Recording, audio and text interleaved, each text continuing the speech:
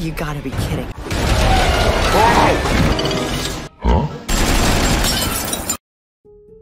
Halo guys, kembali lagi bersama gue David sini. Kali ini gue akan membahas sebuah film yang berjudul Astro Boy yang dirilis pada tahun 2009. Oke, langsung saja kita ke alur ceritanya. Film diawali dengan memperkenalkan Metro City yang melayang di udara dan segala aktivitas di kota tersebut. Di sana para robot membantu setiap kegiatan para manusia yang tinggal di Metro City. Semua itu dapat berjalan berkat bantuan dari seorang ilmuwan yang bernama Dr. Temna, yang tak lain adalah ayah dari Toby. Di sana mereka sedang belajar kelas fisika. Mereka melihat bagaimana keadaan kota Metro City yang sangat maju dengan bantuan para robot yang pintar yang dibuat oleh Dr. Temna sebagai pimpinan dari Ministry of Science. Okay, students, ready for a pop quiz? Setelah melihat video penjelasan tersebut, mereka lalu memulai kuis fisika. Hari itu Toby dengan mudah mengerjakan semua soal yang diberikan. Bahkan ia menjadi orang pertama yang dapat menyelesaikan kuis fisika tersebut. Setelah itu Toby mengumpulkan pekerjaannya dan meninggalkan kelas. Good luck, guys. Saat Toby dijemput oleh asisten robotnya, ia meminta untuk diantarkan ke tempat kerja ayahnya. Ia mendengar bahwa hari ini ada uji coba salah satu penemuan yang sangat hebat. The Peacekeeper. Next up, Ministry of Science.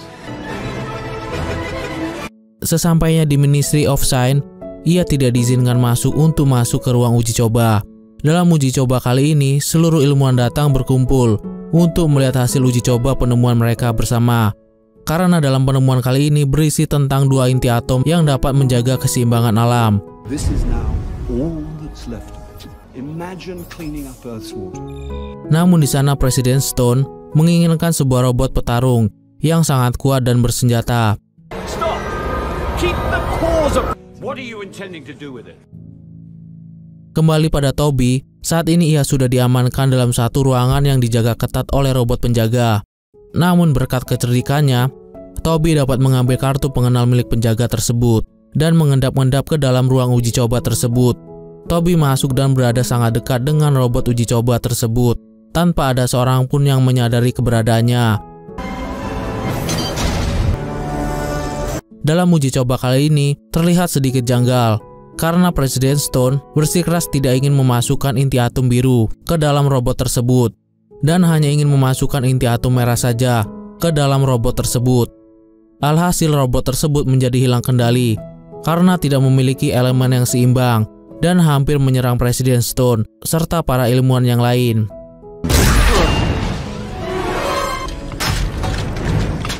Melihat hal tersebut, Dr. Tenma langsung menekan tombol pintu darurat untuk mencegah robot tersebut bertindak di luar kendali. Namun kemudian ia melihat Toby berada di dalam ruangan tersebut. Dengan cepat robot itu mengeluarkan ledakan dan membuat Toby harus pergi selamanya. Dr. Tenma yang sangat terpukul dengan kejadian tersebut karena ia harus kehilangan anak laki-laki kesayangannya. Ia tak henti-hentinya menyalahkan dirinya sendiri atas kejadian yang menimpa Toby. Hingga akhirnya ia membuat sebuah robot yang mirip dengan Toby. Bahkan ia juga memasukkan DNA Toby ke dalam robot yang sedang ia buat. Hal itu membuat robot tersebut sangat mirip dengan Toby asli.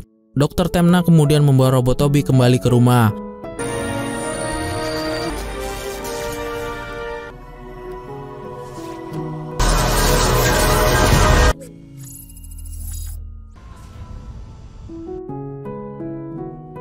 Keesokan harinya ia mulai mengajari robot Toby dengan kebiasaan lamanya agar ia kembali mengingat memori-memori lamanya. Kemudian Dr. Temna memutuskan untuk menjadi guru Toby dan mengundurkan diri dari Ministry of Science. Dr. Temna lalu mengajarkan hal-hal dasar pada Toby. Namun robot Toby malah melakukan hal-hal yang tidak biasa Toby asli lakukan. Let's get back to basics. Setelah itu Dr. Tenma memberikan buku-buku kesukaan Toby dulu, dengan harapan robot Toby bisa menjadi seperti Toby asli. Tetapi hal yang di luar dugaan terjadi. Robot Toby justru malah membuat mainan dari sobekan-sobekan buku itu dan bermain bersama dengan asisten robotnya Orin. Just Toby is fine, Art. Tak lama kemudian Dr. Tenma datang dan terkejut dengan semua yang terjadi. Bahkan ia juga sangat kesal karena Orin memakai topi kesayangan Toby. Robot Toby yang tidak tahu apapun lalu kena marah ayahnya. Dr. Temna merasa ada yang aneh dengan robot Toby. Kemudian ia menelepon sahabatnya, yaitu Dr. Elvan. Di sana ia membahas mengenai keanehan robot Toby yang dibuatnya. Dr. Temna berkata bahwa ia merasa robot Toby sangatlah berbeda dengan Toby yang asli. Ia mengira dengan menciptakan robot yang sama dengan anaknya akan menggantikan kekosongan yang ada. Ternyata hal itu adalah kesalahan yang fatal. Toby tidak dapat digantikan dengan hal apapun. Ia terlalu menaruh harapan dan ekspektasi yang besar terhadap robot Toby yang ia ciptakan sendiri. Dr. Elvan lalu berkata, jika tidak ada yang bisa sempurna. Sementara Toby yang berada di kamarnya sedang berpikir, mengapa ayahnya secara tiba-tiba memarahinya tanpa alasan yang jelas. Saat ia berada di kasurnya, ia dapat mendengar dua robot pembersih yang sedang membicarakan gaya rambutnya yang unik.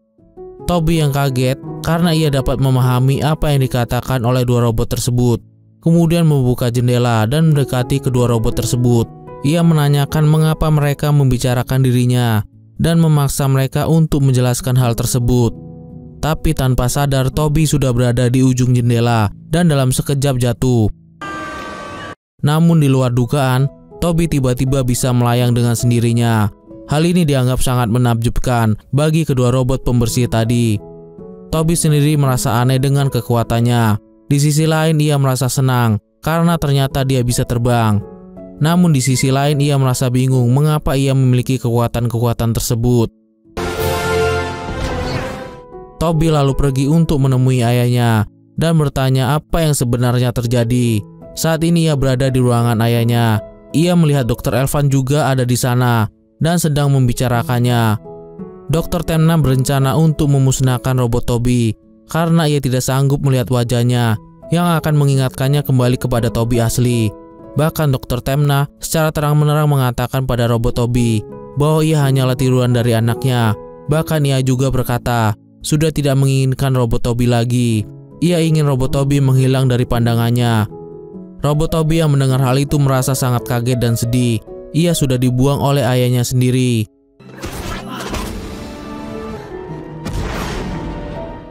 Toby lalu pergi ke suatu tempat untuk menyendiri sambil memeriksa apakah ia benar-benar sebuah robot yang diciptakan oleh ayahnya. Dan ternyata semua itu adalah benar. Secara tiba-tiba muncul sebuah pesawat milik Presiden Stone yang hendak menangkap Toby. This didn't come from the surface, sir. Elfin told me the blue car was destroyed. Ia mengira sesuatu yang terbang di langit Metro City adalah bentuk serangan sekutu. Ternyata yang terdeteksi dari mereka adalah Toby yang tertangkap sinyal atom birunya. Mereka lalu berusaha untuk menangkap robot Toby. Presiden Stone lalu memberikan perintah agar mereka menangkap Toby dan mengeluarkan atom biru tersebut dari tubuhnya. Hal itu membuat robot Toby melarikan diri dari kepungan pasukan Presiden Stone. Pasukan Presiden Stone dan Toby saling kejar-kejaran. Namun robot Toby dapat dengan mudah menghindari mereka dan lolos dari kejaran pasukan robot tersebut. Dari ruang kendali, Presiden Stone memerintahkan sebuah robot untuk menangkap Toby, mengambil atom biru tersebut dan melenyapkannya. Presiden Stone kemudian memunculkan tembakan dan membuat robot Toby terpental jauh ke tempat rongsok di mana semua robot yang tidak dapat digunakan dibuang di sana.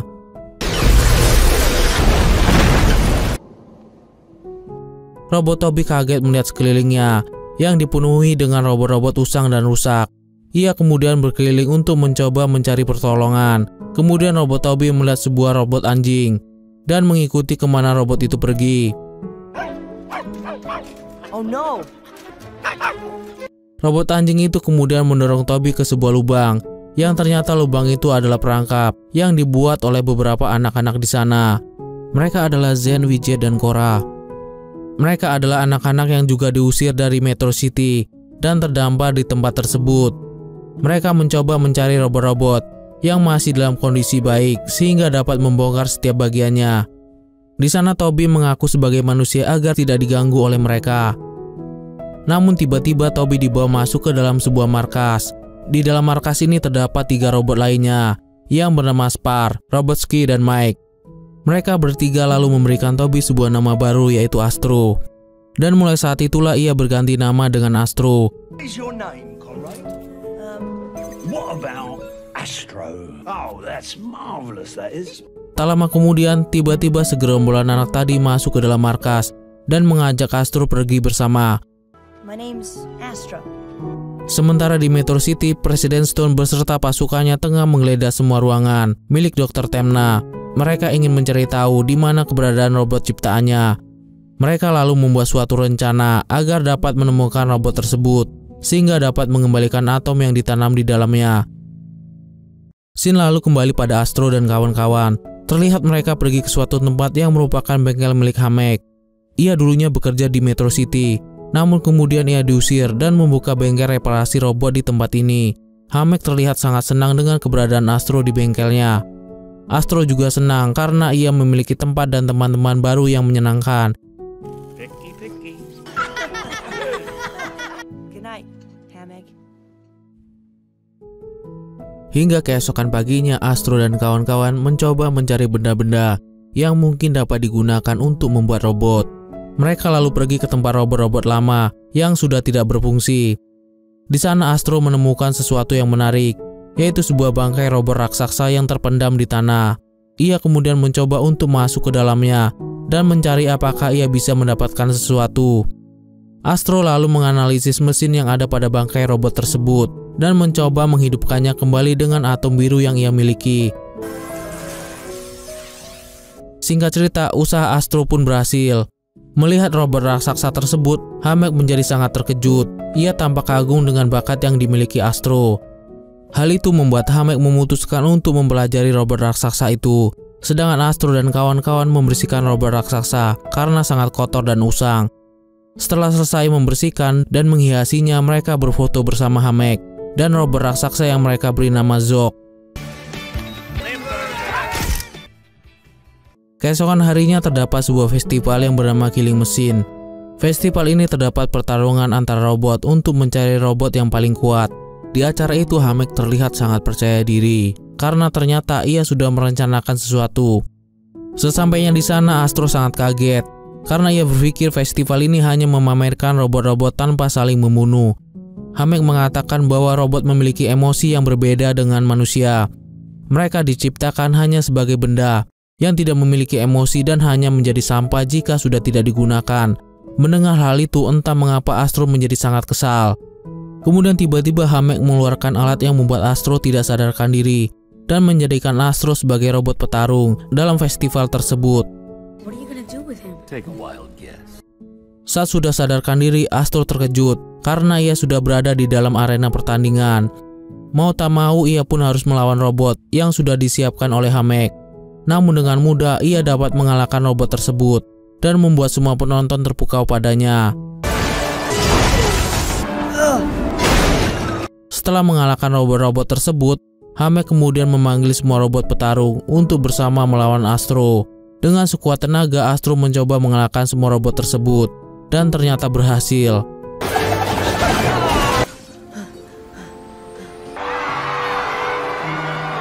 Melihat hal itu, Zog sangat senang karena Astro dapat memenangkan pertandingan tersebut. Namun tidak dengan Hamek yang terlihat sangat kesal dan kembali menembakkan alat pengejut listrik pada Zog dan Astro. Hal itu kemudian membuat Zog sangat kesal dan mencoba untuk menyerang Hamek. Namun langkah Zog dihalang oleh Astro yang mencoba menyelamatkan Hamek. What kind of robot are you? Tak lama kemudian tiba-tiba muncul pesawat milik Presiden Stone yang selama ini sedang mencari keberadaan Astro. Setelah mengetahui keberadaannya, ia pun langsung dibawa pergi oleh Presiden Stone. I'm sorry. Di sisi lain, bertepatan pada hari itu, penduduk Metro City sedang melakukan pemilihan presiden dan Presiden Stone nampak memiliki suara yang unggul dari lawannya. Care for a drink? Kembali pada Astro, saat ini ia tengah dibawa ke sebuah lab di mana dia akan dinonaktifkan sebagai robot. Bahkan Dr. Temna lah yang akan menonaktifkan Astro yang secara langsung dilihat oleh Presiden Stone. Di sana juga terdapat Dr. Elvan yang mencoba untuk mencegah hal tersebut. Namun Dr. Tenma tetap melakukan hal itu dan mengeluarkan atom biru dari tubuh Astro.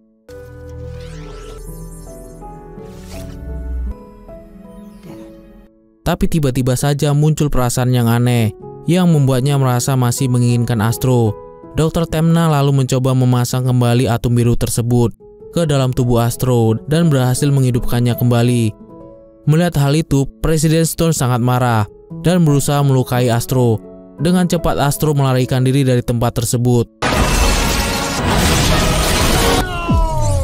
Hal itu tentu membuat Dr. Tenma dan Dr. Elvan ditahan karena dianggap sudah melakukan pengkhianatan. Di saat itu Presiden Stone memasukkan atom merah ke dalam robot miliknya yang bernama Peacekeeper dan menjadikan robot tersebut sangat jahat. Everybody out now! Awalnya Astro mencoba untuk kembali ke tempat teman-temannya, namun ia malah kembali lagi menuju Metro City.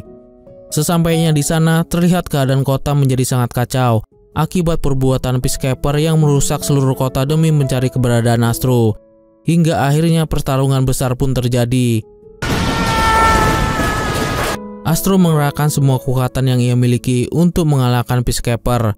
Karena Peacekeeper memiliki banyak kekuatan dan senjata, membuat Astro sedikit kewalahan dalam menghadapinya. Sementara itu teman-teman Astro mencoba untuk membantunya dengan pergi menuju Metro City menggunakan mobil terbang milik Hamek. Sementara Astro harus terpelanting dengan sangat kencang akibat serangan yang dilakukan oleh Peacekeeper. Namun untungnya ia dapat diselamatkan oleh Cora dan kawan-kawan yang lain saat Astro hampir terjatuh. Cora? Mereka bersama-sama saling membantu untuk mengalahkan Peacekeeper. Saat mereka hampir berhasil mengalahkan Peacekeeper, tiba-tiba kota Metro City jatuh karena kehabisan kekuatan untuk menopang kota tersebut. Agar tetap melayang, Astro lalu mencoba untuk menyelamatkan Metro City dengan kekuatan yang tersisa. Ia lalu berusaha sekuat tenaga hingga akhirnya bisa membuat Metro City kembali melayang. Namun hal ini justru membuatnya kembali harus melawan Peacekeeper. Dengan cepat Peacekeeper memasukkan Astro ke dalam tubuh robotnya dan menyerap atom biru pada Astro. Tetapi hal itu malah membuat Peacekeeper kesakitan dan terpelanting ke arah berlawanan. Singkat cerita, Dr. Tenma lalu menemukan Astro dan mencoba mengajaknya pergi ke tempat yang lebih aman. Namun di sana Astro merasa bahwa karena alasan inilah dirinya diciptakan. Hal itu membuat Astro kembali mencari keberadaan Peacekeeper dan masuk ke dalam badan robotnya. Dengan cepat Peacekeeper menyerap semua kekuatan Astro. Namun ternyata hal yang berkebalikan terjadi. Peacekeeper perlahan menjadi hancur berkeping-keping saat ia mencoba menyerap kekuatan Astro. Setelah itu terjadilah ledakan hebat yang membuat Astro terlempar jauh ke suatu tempat. President Stone, sir, you're under arrest. No. Kejadian itu membuat Astro tidak sadarkan diri karena sudah kehilangan atom biru miliknya. Dr. Elvan dan Cora yang berhasil menemukan Astro menjadi sangat sedih. Mereka tidak bisa menyelamatkan Astro karena tidak adanya atom biru. Zog yang ada di sana lalu mengatakan bahwa ia masih memiliki sisa atom biru yang pernah diberikan Astro kepadanya. The blue stuff. Singkat cerita, Zog lalu membagi atom biru tersebut pada Astro. Dan akhirnya Astro dapat hidup kembali, yang membuat semua warga Metro City sangat senang karena memiliki pahlawan baru. Thank you, Zog. Saat Astro sedang diarak oleh warga, terlihat Cora yang kembali bertemu dengan ayah dan ibunya. Lalu datang juga Spud, Robotski, dan Mike dengan tingkah konyol mereka. Semua terlihat semakin membaik dengan adanya Astro di kota itu. Namun tak lama kemudian datang sebuah monster yang kembali meneror Metro City.